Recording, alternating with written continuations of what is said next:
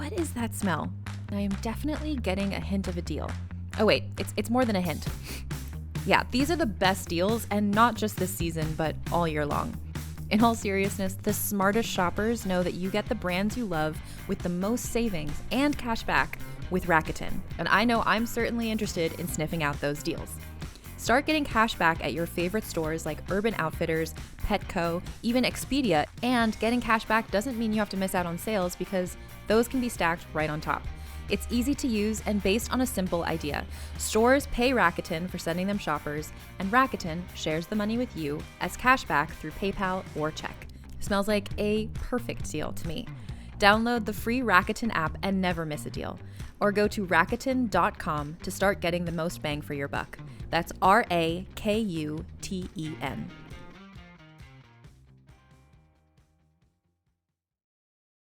At T-Mobile, our critical mission is providing unparalleled 5G coverage for when connectivity is mission critical. Introducing T-Priority, America's best 5G network experience for first responders, even in times of congestion. More capacity, faster speeds, better coverage. T-Priority from T-Mobile, built for tomorrow's emergencies, ready today. Discover more at t-priority.com. For qualifying organizations on eligible rate plans, coverage not available in some areas and may be impacted by emergencies. Have you heard of Olivia, the travel company for lesbians and LGBTQ+ women? You know what they say. Those who wish to sing always find a song. And when you're a lesbian or LGBTQ+ woman, you want to be able to go on vacation, have some laughs, and be your unique self. Olivia Travel creates full takeovers of their cruise, resort, riverboat, and adventure vacations. And they program every trip with comedians and musicians from our community. You'll laugh, you'll cry, you'll have the time of your life.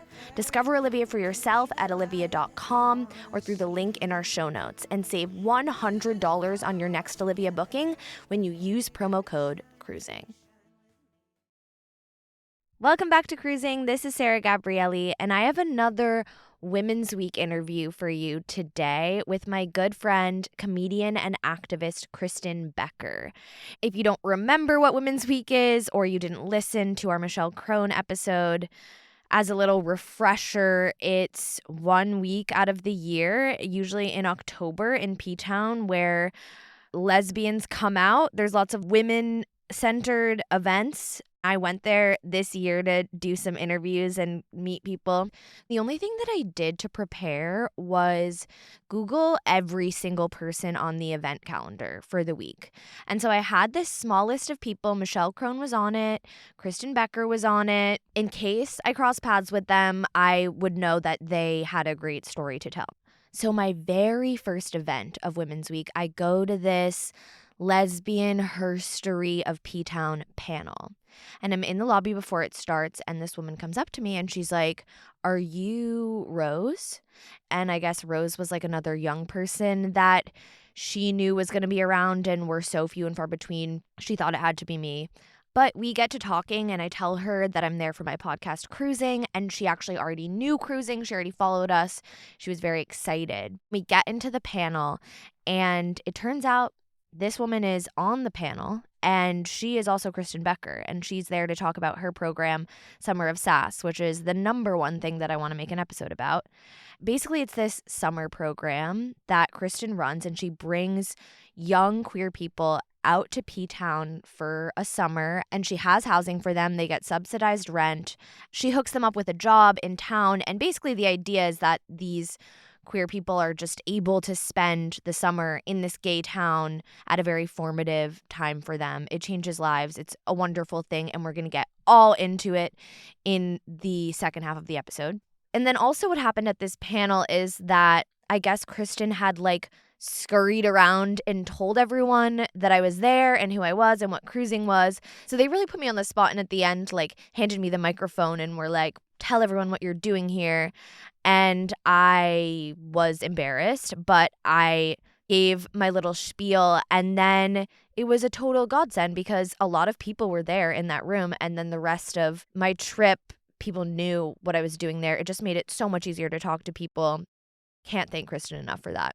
Also can't thank Kristen enough for the fact that, okay, so she is lucky enough to have a house for Summer of Sass. It's this gorgeous Victorian mansion where we did this interview. And it's also where she let me keep coming back to do more interviews with the other people that I was meeting. So in any of our videos, if you see a rainbow wall behind someone, we're at the Summer of Sass house.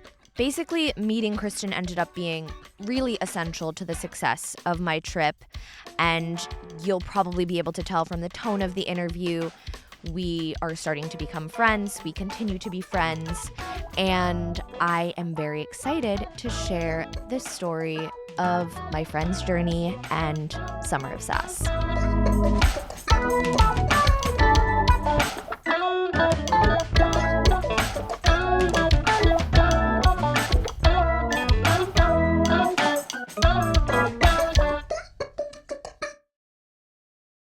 My hair was cut short when I was like 4.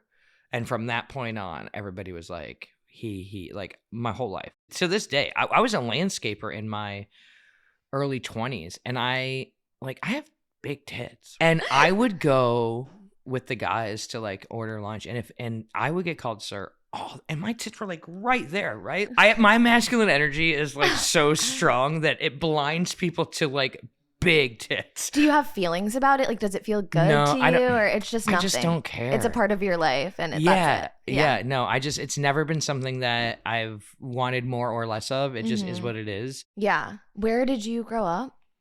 I was born in Buffalo, and then when I was 9, we moved to Shreveport, Louisiana. Okay. So when did like people misgendering you turn into you thinking like, oh, I kind of like girls also, and I had a girlfriend in high school. Oh, shit. Yeah. Louisiana in high school? 1990. I was at a Jesuit high school. Yeah. And I was dating a girl from a different school. What about your family? Oh, no. Did they find out when you were in high school? They tried, and I denied. Okay. And then I was really convinced it was just her. No, I wouldn't be that. That would never be me. And then we broke up. But because I was in the closet and she was in the closet and everybody was in the closet, she was my best friend for both our parents' sake. So I had to ride to school with my best friend and her new boyfriend. You had to keep riding to school together? Well, it was like my ride. It was Shreveport. There was public transportation. I didn't have a car. This was my ride, and this had been my ride every day for like a while. Yeah. And so the fear of like, if we stop hanging out, my parents are going to know. How do you explain your sudden best friend breakup? Best friends don't break up when they're 18. Like, it just became that thing. And then after a while, Which, first of all, I think we should put more value on best friend relationships. And there might be there are breakups. I have broken up with best friends in the future. But the mindset of that moment. Totally. I mean, you're just panicking about that like someone's going to find out. And like, if I, so just keep everything as it was. Yeah. And just eat it. How old were you when you got into comedy and like you started taking a few years later? Okay. Yeah. Like so early 20s. Yeah. You want to know what I used to audition for the Humber School of Comedy? Yes, 100%. A few weeks before the audition, had been stabbed in the chest. You're like, I'll show you a life story. Okay, go on. No, but so long story short, it was a neighborhood thing, conflict. I got involved in the wrong thing. You cannot shorten that. All right. You got involved in something? My girlfriend and I lived in the Allentown neighborhood of Buffalo, and the Allentown neighborhood was like a really cool mix of queer, blue collar. You get construction workers and queens. Right, like all in the same little neighborhood bar at happy hour. One of the guys who worked there was a firefighter, and his girlfriend had gotten in trouble got arrested for smoking a joint, and they had a baby. And he was like a rescue one firefighter, like a good, like solid bartender. And he came to us. He's like, "Hey, can I borrow a little bit of money and get her out of jail?" And we were like, "Absolutely." And then a few weeks later, fast forward, she's out, and she had some mental health troubles, and so I just kind of went to say hi to her and like just talk to her. And what I didn't realize is that she was really on a lot of drugs at the time and had kind of come in looking for somebody else. And I just kind of pissed her off, like being very dumb about the whole situation, not even realizing. I was just like, "Hey, I'm Kristen." She's like, "Don't with me, and like kind of shoved me a little bit. And I'm a big kid and she was a small kid. And she was like, do you want to go? Like ready to go. At this point, she already had her hand in her pocket, right? And I was like, oh, what do I do? Like, and so I did what I saw everybody in the movie do. And I threw a glass of water in her face and I tried to turn her around. Like I grabbed her like shoulder and tried to turn her around. But before I did, she was like, just like straight in my titty. In those big titties. The ER doctor literally said they probably saved my lungs. Because it was like 2.5 inches in. Kristen. I know. Good thing I kept them titties. Do you know what happens when you get stabbed in the chest? No. They take like a Q-tip and they like put it in to see how, or at least that's what they did to me, to see, like like they were checking their oil, like to see how deep the wound is. Okay, so were you like fine because of your extra padding? I mean, for the most part, other than the psychological part of like getting stabbed, right? Which I found out will with you for a little while. But this is really interesting about the justice system because, you know, when we went to court, she got probation. They actually said to me, if there would have been more scarring, had she slashed my face, had she... The fact I was like, but she tried to kill me. Like she went right for my chest. Yeah, right? Literally. But that really taught me everything I needed to know about everything. Yeah, that it's all a show. Yeah. Basically. Yeah. So I told the crazy. story of I went to court that morning and then I drove directly to Toronto to audition for the Humber School of Comedy that day. Oh my God. And I told the story. Did you talk about like your boobs like Yeah, saving yeah, you of course. and, Yeah, all of it. And like how quick she was a ninja and like all this stuff. And that's how I got in. Wow. Wild that it starts with you like literally bailing her out of jail. Yeah, no, yeah. I'm sure there's layers of lessons there for me. I don't know. No, but you still did that. You could never have known. Right. Like any of it, you could never have predicted. Yeah. Okay, so then where were we How with did your we get comedy there? career? Oh, because you were like, do you want to hear how I got in? Oh, yeah. But, So then I go on the road. Right. And I end up doing comedy in Buffalo, and I started Dykes of Hazard. And what's Dykes of Hazard? Dykes of Hazard was a tour. I basically was of this mindset that, there could be more than drag queens in gay bars in the South. Like the only entertainment was drag shows. And I was like, if you have a microphone, you can do a comedy show. And so that's what Dykes of Hazard was. It was me and a comic named Slim Bloodworth from Texas and a comic named Linda Ellis from Toronto. So it was just a couple of dykes. You conceptualized it from Buffalo? Yeah. So when you were in the South, you noticed that it was just like very heavily drag shows in the Like, I mean, I grew up in Southern gay bars. Yeah, you know? Like I spent a lot of time in the Deep South. Were you going in underage? Were they lesbian bars or were... No, so Shreveport's only bar is Central Station. Okay. At the time, it was Central Station. And everybody went there and it was huge.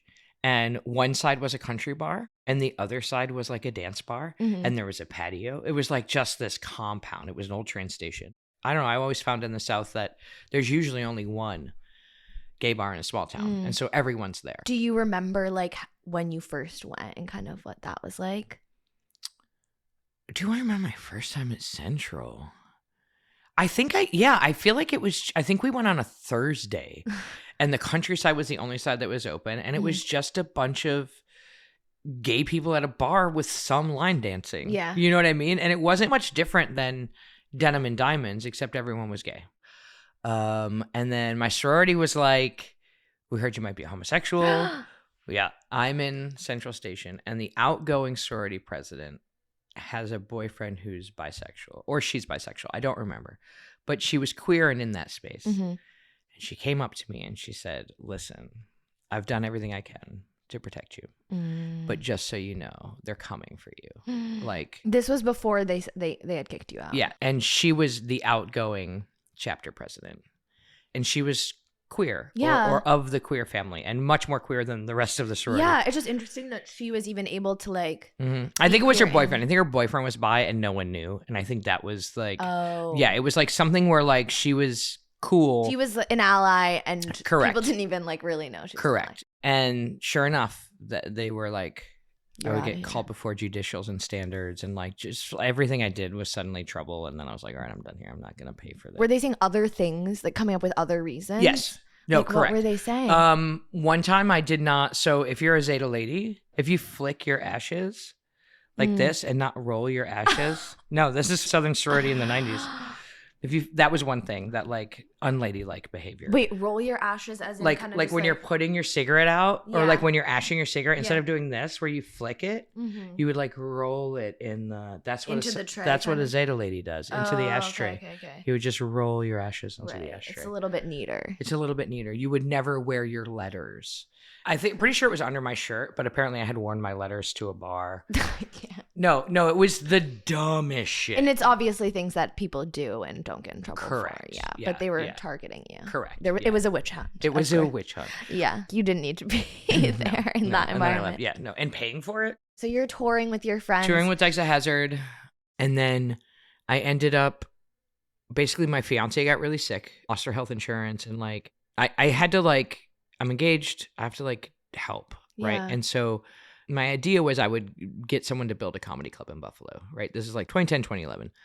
And so I was able to slowly convince the guys who own Helium Comedy Club. There's one in Philly. There's one in Portland, St. Louis. They're kind of all over. To invest in Buffalo. And they were like, well, we would only do it if you'll be the GM. And so I needed a job, and this was my goal. That's exactly what you wanted. So that's what I wanted. I wanted a salary and health insurance. Yeah, totally. And before, this is a running theme in my life, I'm realizing. You get stabbed? She breaks up with me. Before the club opens, we break up. And this is my fiance, right? So before the club opens, we break up. Oh my God. And I legitimately lost my mind because I now had this thing that I didn't want. Like, I wanted to be a comic. I didn't want to be a club manager. You were doing it all for her. I was doing a lot of it for her. Yeah, for sure. I had a 3-year contract. I was there for a year. And my brain was broken. And my body was broken. I didn't even realize it. What do you mean that your body was broken too? So I didn't know at the time, but apparently compound stress will break your endocrine system and you will then have a thyroid condition, right? And I had no idea. I actually had thought that I had pickled my brain. Like, I thought I had drank so hard for too long and that I was going nuts. Oh my God. Because it was like this, right? Like, if you're having like big highs and big lows and like night sweats, go to the doctor and get blood work done. Because I was sick for a really long time and didn't know it. Because I was a touring comic and going to the doctor wasn't on my fucking list of things to do. Why do you say night sweats? Because it was a part of it. It was like, why do you have night sweats? Yes. No, like seriously, get your thyroid checked. Okay. I am like, why do I've had them for like 2 years. It's like a huge part of my life. Dripping. I change my clothes. Yeah, no, get your thyroid checked. Okay, and I for sure have high highs and low lows, so all right. So I was just in my room, the club didn't want me anymore and I didn't want to be there anymore. Like, it was not, I'm grateful for the investment they made into the city. It's pretty cool to have completed something I said I was going to do. When I started in Buffalo, there was no regular open mics. And I'm really proud of this. Now there's 5 regular open mics in Buffalo, like every week. When I first started the open mic in Buffalo, there were not enough comedians to sustain a weekly open mic. So I would bring my friends from Toronto down and just be like, hey, you want a longer set? Like, you only get 5-7 minutes in Toronto. Come to Buffalo. I'll give you 15 minutes and I'll buy you chicken wings and I'll give you some gas money and like, we'll get this room going. And that's kind of how it's still there to this day. It's called Rust Belt Comedy at Nietzsche's in Buffalo. And the mic's been running for almost 20 years now. It's like amazing that it happened and you just basically had to like white knuckle your way through working there a little bit. But like now it's kind of all worked out. Right? Yeah, no, it was great. They gave me 6 months unemployment, severance, whatever. And I just got to like be sick. And I was just like really not well and really depressed and just like really in a bad place. Were you drinking still? I was trying to not. Okay. Right? Like, it was this thing where I was like, I think this might be doing this to me. And so then I just like was like, I literally stayed home for months. Whoa. And I had this idea in my head about a piece that I wanted to write for The Advocate about why I thought Louisiana should be at the forefront of like equality in the South. Why Louisiana to me was a different culture than Texas or Mississippi. And I sent it in and then it kind of popped off a little bit. It's like Letter to Louisiana or something like that. Can you like summarize what your thesis was? Louisiana culture there's just diversity everywhere. Like there's 2 languages. Louisiana has French as a state language, right? Like, and after a hurricane, people are like, why don't you move? And you're like, you don't, because that's my home. Like Louisiana's your home. And so the angle was, how dare you ask people to leave to be who they are when you are all about individuality and you're all about being yourself to the max, right? And so that was just kind of the core of it. Cool. And the Louisiana Democratic Party was like, hey, we like this tone. Like it's hitting just right. Will you come testify before the Louisiana State Senate? And that's kind of how I got there. They're like, we would love to have your voice. And I was like, and that is what got me out of depression. The one thing I knew how to do was go on the road, and I needed to do that. And so I wrote this piece, and then I partnered with Forum for Equality Louisiana, and I called it Becker on the Bayou, and I just did 4 cities in Louisiana, and it was just like enough to like get up and out, get people talking about this non-discrimination bill. What year was it? 2013, because I came here right after in 2014. I testified for the Louisiana State Senate, and the one thing I learned was that I don't speak Bible. Okay, that makes sense. And the debate around homosexuality and queerness in the South is Bible-based. And how do you win a debate in a language you don't speak? Like, you just can't. And I also realized how much they didn't know, like Southern lawmakers didn't know what they didn't know. So during the hearing, someone's talking about gender presentation, and one of the senators just goes, now, what do you mean when you say gender presentation? Right? And the executive director for Sarah Jane Guidry, who I love, is trying to explain what it means. And I'm wearing a tie, right? And so, and I've already spoken, and I come back and I go, hey, it means this. It means me wearing this tie. And he's like, I thought you were a dude. He did say, okay, so what you're saying is you think you go into, and this is exactly what he said. You think if you go into a bank and you're trying to get a loan and the guy doesn't give you a loan and you think it's because you're wearing this tie. And I'm like, yeah. Yes. And that's why we're here. And he goes, well, just sue him. And everybody goes, we can't. And I swear to God, this state senator just went, oh, never mind. Like, couldn't.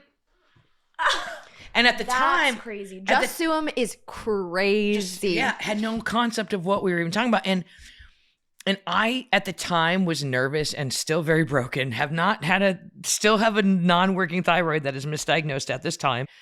Like, I'm nervous because I don't know, like, can I go up and counter this guy more? Like, as soon as he said that, I wanted to be like, wait, could we? But I was, like, so afraid, right? Because I don't know how to testify before the state senate.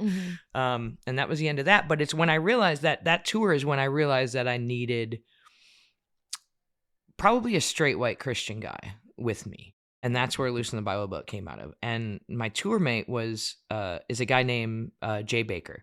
And Jay's parents are Jim and Tammy Faye Bakker, who, so they were 90s evangelical gods, 80s into 90s evangelical. But, Tammy Faye had a legacy of working with queer people, and was the first religious person to have a young man with AIDS on their show, right, and treat them with compassion. And then in her later life was kind of an icon to the LGBTQ community.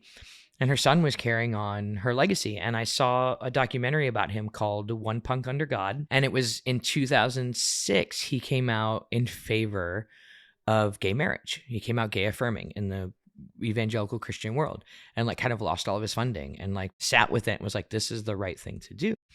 And so when I saw that documentary, I was like, that's the guy I need to come on the road with me, right?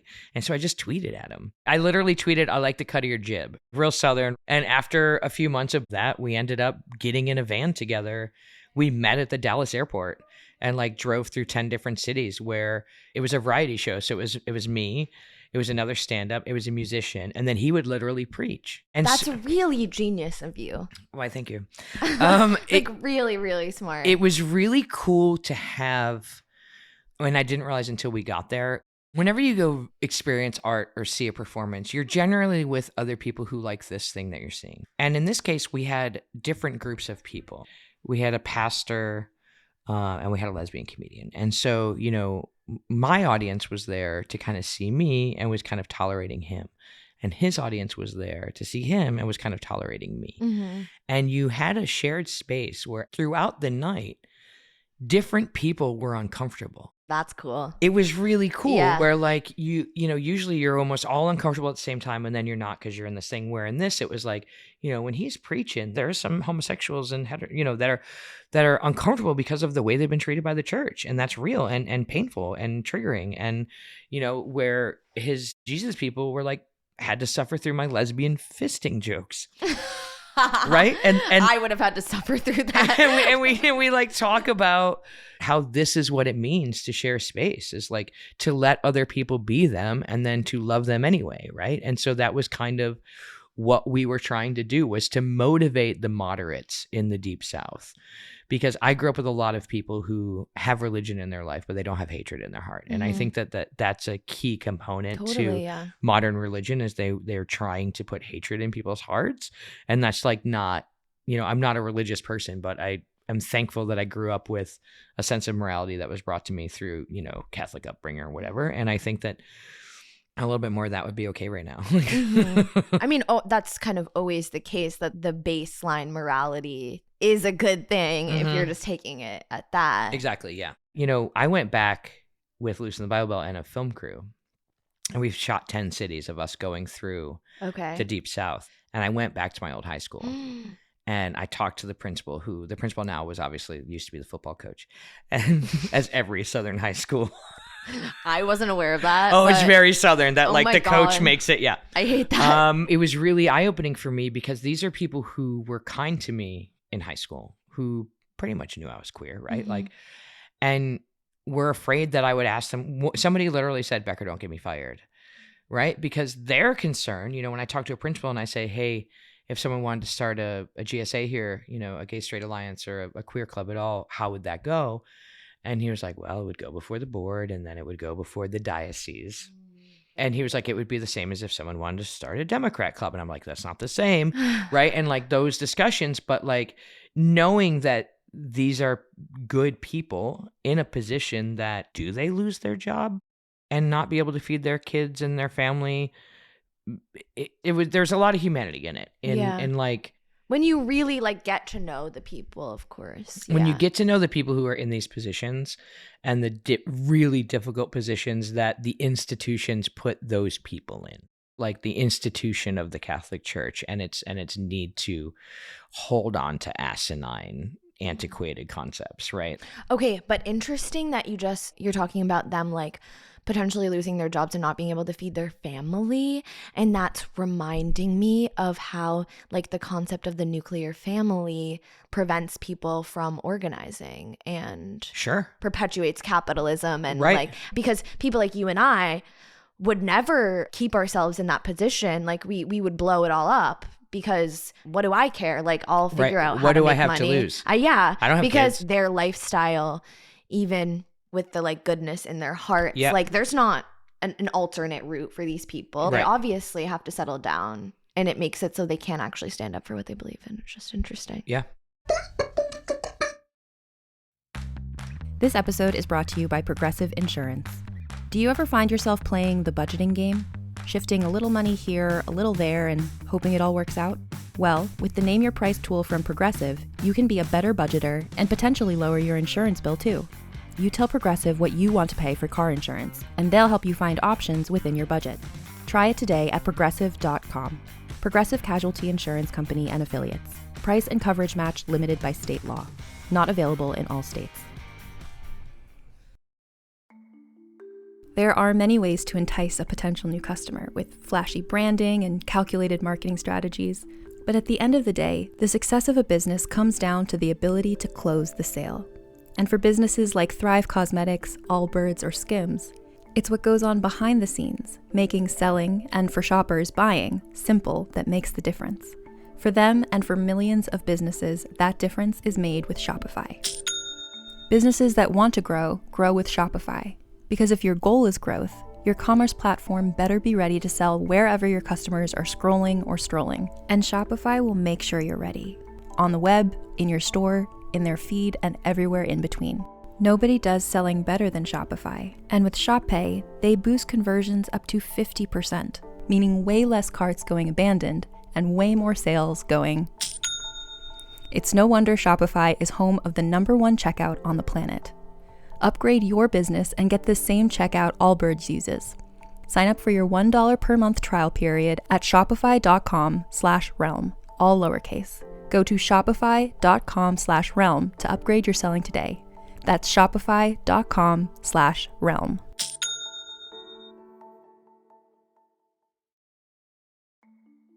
When I was younger, I would help my little sister do her makeup for dance competitions. And while I enjoyed spending that time with her, learning about the different techniques needed to achieve the look, there were pretty strict guidelines for the stage makeup, and not much room for self-expression. I was reminded of those moments recently when I was helping one of my best friends get ready for a party. As a trans woman who came out later in life, she didn't grow up playing with makeup like I had, and we had so much fun picking just the right purples and eye glitter to match her outfit for the evening. What made us both feel beautiful that night wasn't just about the makeup, but how we were committing to showing up as ourselves and encouraging each other to do the same. That's the commitment that Thrive Cosmetics also knows well, with over 10 years of celebrating the strength and beauty of women.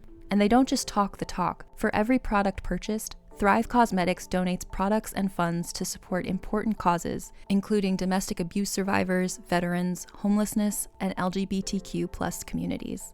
I feel proud getting my favorite makeup products from them, knowing that it also positively impacts people and communities I care about. And they really do carry my favorite makeup products. One that I can't get enough of is the Liquid Lash Extensions Mascara. It's the best mascara I've ever used. It doesn't clump or smudge, and my eyelashes always look dramatically longer thanks to their flake-free tubing formula. Plus, like all of Thrive Cosmetics beauty products, it's certified 100% vegan, cruelty-free, and made with clean, skin-loving ingredients. So whether it's for yourself, a sister, a friend, celebrate the women in your life with Thrive Cosmetics, luxury beauty that gives back. Right now, you can get an exclusive 20% off your first order at thrivecosmetics.com/thrive. That's Thrive Cosmetics, CAUSEMETICS.com/thrive for 20% off your first order. This episode is brought to you by Prime Video. In the small town of Holland, Michigan, nothing is ever what it seems. Behind the tulip festivals and pretty houses lay dark secrets that threaten to tear a marriage apart. Nicole Kidman stars in this darkly twisted thriller about a wife and mother whose quest to uncover her husband's secrets may get her more than she bargained for. Holland, streaming on Prime Video March 27th. Have you heard of Olivia, the travel company for lesbians and LGBTQ+ women? You know what they say. Wherever you go, there you are. And when you're a lesbian or LGBTQ+ woman, you want to go on vacation, let your hair down, and be your unique self. Olivia Travel creates full takeovers of their cruise, resort, riverboat, and adventure vacations. So you'll spend the week with LGBTQ+ women who come from all different backgrounds yet have so much in common. It's life-changing to be in the majority on your vacation. You don't know until you go. Discover Olivia for yourself at olivia.com or through the link in our show notes. Save $100 on your next Olivia booking with promo code CRUISING.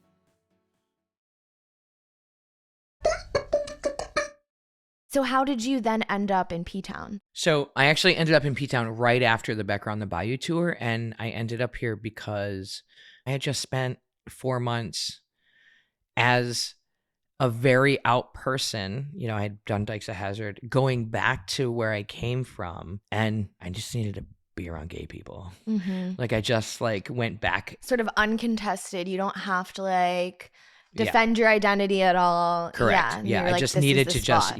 and I needed to heal. And I had been here before to perform for Women's Week.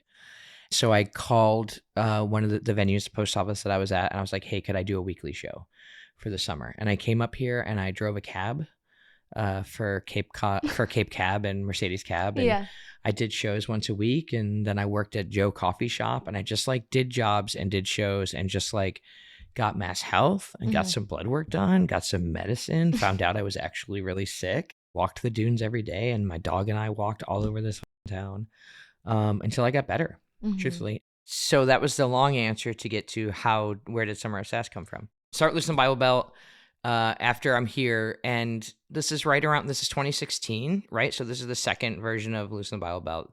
We did a few different runs of tours, and I was in Shreveport. And it was right around what was just my 20th high school reunion. And we're doing a show in Shreveport, and there's an article in the paper about a kid named Teddy who's graduating high school early because he's being bullied so much at Parkway High School in Bossier City, Louisiana. And there was something about it being around the 20th anniversary of my graduation and going back to this place that I grew up, and the story still being the same for this kid that really affected me. And knowing how being in this space helped me heal and like live in a community where I don't have to actually worry about my physical safety for a fucking minute, right? That connection was instant to me. And then Trump got elected. Number one, it proved to me that you don't have to know what you're doing to do something. Like if you can take Trump, any lesson from the Trump presidency, people everywhere is that like you can do whatever the f- you want, actually, turns out. And so I had this idea, and you know, they were like, oh, we're pulling all the visas, and Ptown has a lot of summer workers that are visa workers. And I was like, wait, there are queer people in this country who need to experience this space. And there are queer young adults who will come and scoop ice cream for the summer or come and wait tables for the summer and have the time of their life. And feel a sense of belonging and build their sense of self, right? Like when you grow up in a place that maybe the only queer person you see in your small town is working at the Dollar General or whatever. And there's nothing wrong with that, but that's not for everybody. But you get this idea that like, because you're queer, because you're different, you're broken, you're not capable of as much, right? And so when you surround people with queers who are owning $1 million houses and running their own businesses and living their own life as authentically as they want to, it's incredibly inspiring, and it builds a sense of self in people, right? And so that was the idea. The idea was, hey, why don't we try to bring some queer teens up here, like 18 to 20, like over 18. I don't need, I'm not kids, but like that moment when you're trying to figure out who you are. And so that was the beginning of Summer of Sass. It was that article in the Shreveport Times. That kid, that's Teddy, and he was the first one. So you like found him. Yeah. To be like, come up here. Yeah. That's amazing. And he was like, yes, of course. Yeah. No, well, it took him a minute. He was really excited. His hesitance was, he almost dropped out. And I found out that it was because he smoked weed. And he didn't know. And I was like, bro, that's like basically legal here. He's like, okay, I'm coming. Like it was really like that. And then there's the other cultural things. Like you can buy cigarettes at 18 in a lot of places in the South. You can't do that here, right? So there's those other little things that you have to kind of navigate because, people are coming up here. And if you're a kid who's been smoking cigarettes for a couple of years and then you can't anymore, like that's a whole thing. Right. Like, but yeah, so Teddy was the first one. We started with a GoFundMe. Summer of 2017? Yeah. Okay. Yep. And what happened with the GoFundMe? I raised like $2,500. I convinced people in town, instead of renting out their extra room to a J1 worker, to rent an extra room out to one of my kids. And I brought up 3 people: Teddy, Avery, trans dude who still lives in town. Cool. And Chloe, trans woman of color who was a nurse outside of Shreveport, was in nursing school. Chloe called me in a really bad space because she got kicked out of nursing school because she had the audacity to correct them when they misgendered her. And they weren't having that in this little small town. Mm-hmm. And so we flew Chloe up here. How did she know how to reach you? So when I was doing Loosen the Bible Belt, we partnered with different queer groups throughout the South. And one of them was Louisiana Trans Advocates. Okay.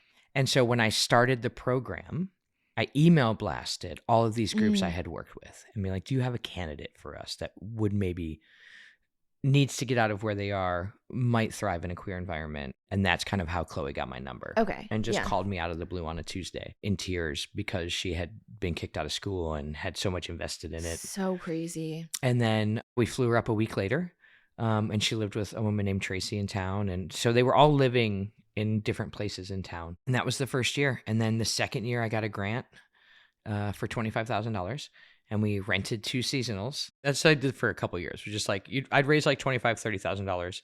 We'd rent a few things. We'd pay for them to get here. We'd give them some walking around money. Once they started working, they pay rent, like a subsidized amount of rent, like $150 a week or whatever. And, we'd do outings. We'd go on a whale watch. We'd, just have a good time. And then once the pandemic happened, the housing market here imploded. Like, it was just crazy. It was just so hard to find a summer rental. And it didn't matter. You know, rentals that I used to get for $12,000, $13,000 for a summer were now $25,000, right? And people were coming here who could work remotely. And so no one wanted to rent to my kids or my program because there were so many, you know, 30-year-old guys with laptops who could just rent a place and just be here. Yeah. And so it just got harder and harder to even find the rentals once I raised enough money. And so on the 5th year anniversary, my girlfriend was kind of like, you have to stop. Like, someone had said they would rent me a place and they wanted $18,000. And I was like, great. And as I was on my way over there with the check, they texted me and they said, sorry, we're going to go in a different direction. And like, something in my head just like popped, because I've been so fortunate to have stable housing here. I came and rented a seasonal the first summer. Those people let me stay year round. And I just have been so lucky. Like, Ptown really was like, yeah, you're supposed to be here. You know, they always say that the town like will kick you out if it needs to, but it's let me stay. My girlfriend was just like, you know, you don't have housing stress, but you have housing stress every year for this program. So for the 5th year anniversary, it was kind of I was going to set it down or it had to get funded. And that summer we were actually the only housing we could find was employee housing. So now I had kids living in employee housing. Not ideal, not what we ever wanted to do. I don't like your job being connected to your housing in that way. For this age group specifically, I want you to be able to fuck up at your job and like spin out and find another job and recover. And like, that's part of it. But it was the only option we had. And I knew it wasn't sustainable. I went in and I gave a speech that most people on my board were not here for. But I also knew that like, I've been doing comedy for a long time and I've been going into uncomfortable spaces, like holding uncomfortable space. Fuck, I love it. I love it. And so, you know, I walked there was an outdoor yard party and it was very rich people. And I said, I don't want to hear about your third house. And I want to be honest that if this community is just for orgies and meth parties, let's just say that. Like, let's just stop calling it a community. Let it be a tourist destination, vacation, playcation, whatever the fuck it is, and not pretend like it's this queer community, because there's too much wealth here. There are billionaires in this town. And I was like doing my lesbian GoFundMes. You know what I mean? Like, it was just this thing where I was like, everyone says it's a great thing. Everybody says, oh, your work is so fantastic. Well, write a check then, right? Like, show up. And it doesn't have to be, you know, like, I get it. Not everybody's can hand me $2.5 million, but like, you know, this is something that you should show up for. And it worked. Some people asked me out to lunch and they were like, we'd like to give you $2.5 million. And I looked at a house and we bid on it and somebody else already had the contract and we couldn't get it. It was $2.1 million. It was great. I was going to have like $400,000 in the bank. It was going to be lit. Didn't get that house. But then this property was listed, but it was listed for 3.7. And I was like, I don't have 3.7. And then the donors were like, we'll give you 3.7. So that's what happened. They transferred $3.7 million over to our bank account. And then we bought this house. And then you ran out of town. Could you imagine? So what was so special about this place? You know, it's a landmark property. I mean, it's an 1850s Victorian mansion. It's literally gorgeous. It used to be the Stowaway Guest House before it was the Stowaway Guest House. It was Rue, which was owned by women. If you go back to the 80s and you Google 210 Bradford, you'll find a pink PDF, a PDF on pink paper. Scanned in on pink paper. Yeah. And this place was once called Three Peaks. Okay. And Three Peaks was a trans boarding house. That's wonderful. Get it? Three Peaks. To sort of come from this place where you're like, I can't get this community to like get behind this. And then there's like such a rich history here of that same kind of thing. It's so cool. Yeah. It's so special. And so now we own the house and now we're just like trying to scale appropriately. We, you know, I had a quadruple fundraising and programming simultaneously. Wow. We went from like 3 kids to 9, 2 staff members to be support when they need it, right? So there's a resident advisor that lives in the house that's not me. There's a house manager that lives in house that's here to kind of help, because obviously this is a huge space, right? We don't want anyone to not come for lack of funds, right? So we fly everybody here. Everybody gets brought here. Everybody gets some grocery money when they first get here. Everybody gets support in finding a job. No one starts paying any rent until they've been working and receiving paychecks. No one's ever like kicked out because they can't have rent. You know, like it's not that, but it is important to teach them responsibility. Like I feel like this 18 to 20 year age range is really important for just general life skills, right? And for me personally, I feel like the best way that I can help the queer community is to empower future queers, to feed yourself, to house yourself, to clothe yourself. Totally. Like if I can help you figure out how to do that in the world, then you're going to be better off forever. And also it's that sense of responsibility and like making a budget and all that sort of stuff that like makes a functional person. And this system isn't really built for us. I showed a PragerU video, and like PragerU's like pretty conservative, whatever. Okay. But it was on budgets. And I said to the kids, I was like, listen, this is the shit that you don't know. And these rich right-wing motherfuckers know. Yeah. And you need to know it because we live in that world still. I'm not going to take anything about their any of their other ideas, but I will take this one thing on how to make a budget. And you need to watch it, regardless if it's from PragerU, because it's going to show you how to exist in the system they have created that we have to exist in, right? So it's just that stuff. It's just like, not even teaching, just like being around to be like, oh, do it this way. Like, oh, don't do that. And letting them fall and figure it out and do so in a safe space. And I always say that Ptown does most of the lifting because it's a safe community. There's no curfew. They're 18. They do whatever they want to. But if someone doesn't come home, I don't really have to worry. You know, there's not rampant crime. You can kind of walk around at night and feel safe. And so it creates this moment where these kids get to just fucking be for a few months. You know, and yeah, we have rules in the house and we have to have a little bit of, you know, obviously there's no drinking on site and you can't do any of that stuff. You got to be a grown up. And we try to pick people who will thrive here and you're saying you're like casting the summer. It's kind of like casting because 9 people have to live together in a house. Yeah. Right? Just like Jersey Shore. It's exactly like Jersey. Not everyone's going to get along, but like as long as everybody can find a person or two and, you know, learning how to share space and learning how to think communally and learning how to clean up after yourself because it matters, you know, to the people around you is an important life skill. But it is, you know, picking people who will do well in a frenetic environment.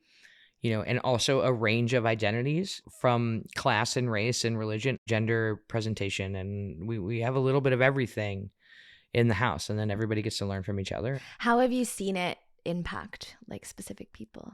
You know, the person that was most dramatically altered, I think, was a girl named Jessica. And she's from Alabama, Hokes Bluff, Alabama. And Jessica is the first time that a dad wrote me a letter on behalf of their trans daughter and said, my daughter really would benefit from getting out of here.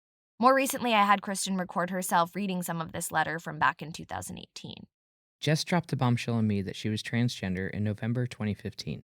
None of us had gotten over her mom's death by then, so it was an upside-down time. But we got lucky and found some good therapists nearby. A doctor dealing in this stuff at UAB in Birmingham, who is a saint, and the Magic City Acceptance Center in Birmingham, that is just for LGBTQ teens. The center place was a true godsend. But other than that, I just named 100% of our support system. We have no extended family nearby at all. Being in this part of Alabama, especially here in the Kingdom of Trump, has not been easy. Jess tends to stay to herself at home online more than anything else. She's sweet and friendly, but I only see her really relaxed at home and at the center. I saw this program and thought that maybe she could have a whole summer to be herself freely. The request for a graduation trip was to go to Ptown for a week this summer. We will be there during the 4th of July week. She wanted to go somewhere where she could finally have a vacation and she could relax as herself for once. I Googled teen programs in Provincetown looking for something for her while we are there. One of the search choices was a Globe story about Summer of Sass. Maybe it was fate. You know, Jessica came up here and spent a summer and struggled, you know, like had a lot of anxiety. You know, we learned together that like once you figure out trans, it doesn't mean you figured out everything, you know? And so he and I got to have a lot of discussions about, you know, anxiety and trauma. And, you know, you can't just take a queer kid out of trauma and, you know, 3 weeks at the gay beach isn't going to fix it, isn't going to heal that. But we were able to have a lot of discussions. And now Jessica is an outspoken advocate for trans rights in the state of Alabama. She was on all the TV things when this bill was up. Her and her dad were invited to the White House from HRC Alabama. So Jessica came as like this really shy trans girl who then really bloomed and came here and went out there and like took what she learned here and has been an activist in the state of Alabama since then. And I'm sure everyone that's been through the program has. Everyone experience learns something. You know what I mean? Like it's just, you already said this, and I'm sure you've said it a million times, but it just the simple fact of being in a community where you see people like you thriving in what your life could look like. It's everything. It's like, it means literally everything to a person. Yeah. It's really cool. And this place is getting increasingly more expensive. And so it's getting less accessible by the day. And for even more reasons why this really matters, because you used to be able to be a young queer kid and save up $500, you know, graduate high school, save up $500 and then move to the beach for the summer, right? You and your friends would each come with your $500 and you'd rent your $2,000, you know, little cottage, and then you'd work the summer. And that's what used to happen to queerdos. But now you have to be fucking rich. And a lot of us aren't. And so, you know, having this land and this building and the ability to expand in space, and like really, I take to heart that like keeping this area and this experience accessible is like at the top of my list. But now it is, you know, it went from an idea to kind of a legacy project, right? So like cool. It used to be something that I knew that when I was done doing it would be over. Not anymore. Not anymore. No, this will live forever. Yeah. You kind of like build a lot of things like that, though. I am a builder, and that is something that I'm learning. And what my challenge right now is to learn the running of it, because, you know, some people are just builders. You have the ideas too. Yeah. No, I'm definitely a lot of ideas. A lot of ideas. The hard part is figuring out which ones are worth running after. But you usually get like a little tingly feeling in your gut, and you're you know, and you're like, that's the one. Yeah. I mean, people told me I was insane for this project. Really? Well, yeah, because housing was already so hard. They're Yeah. like, how are you ever gonna? You know? Yeah. And I just believed, I guess, like the power of positive thinking. Oh, that's a Trump thing. You know, he's into that, right? The power of positive thinking. Yeah. No, like, no, I really think this is really important. He manifested like getting elected and yes. stuff. Stop. Listen to me. I'm going to manifest something He was good. raised in that church of the power of positive thinking. And that's why, like when he was sick and the doctor was like, he wouldn't say anything negative. That's why. His core belief is you just say what you want and you will get it. And it worked. It does work for him, but in ways that, not a good way, but in ways that blow my mind, where I was like, all right, now if good people could absorb that in themselves and have that sort of confidence that like, if you just say it, you can make it real. You're basically like Trump is your guru in a way. You.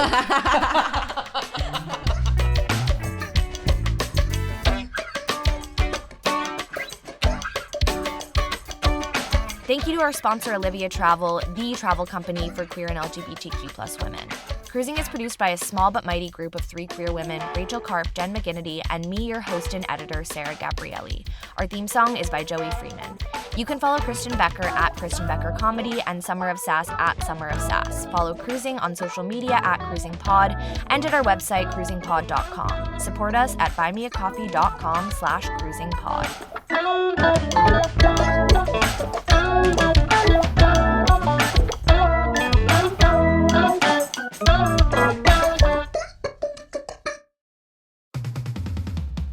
I'm Amy Nicholson, the film critic for the LA Times. And I'm Paul Scheer, an actor, writer, and director. You might know me from The League, Veep, or my non-eligible for Academy Award role in Twisters.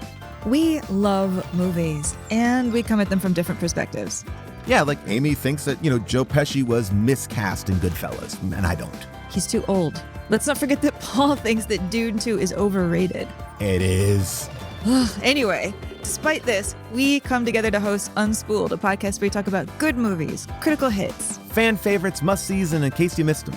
We're talking Parasite to Home Alone. From Grease to The Dark Knight. We've done deep dives on popcorn flicks. We've talked about why Independence Day deserves a second look. And we've talked about horror movies, some that you've never even heard of, like Ganja and Hess. So if you love movies like we do, come along on our cinematic adventure. Listen to Unspooled wherever you get your podcasts. And don't forget to hit the follow button.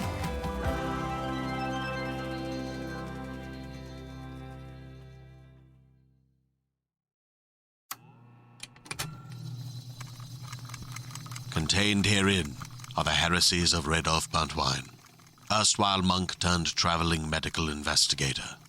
Join me as I study the secrets of the divine plagues and uncover the blasphemous truth that ours is not a loving God, and we are not its favored children. The Heresies of Redolf Buntwine, wherever podcasts are available.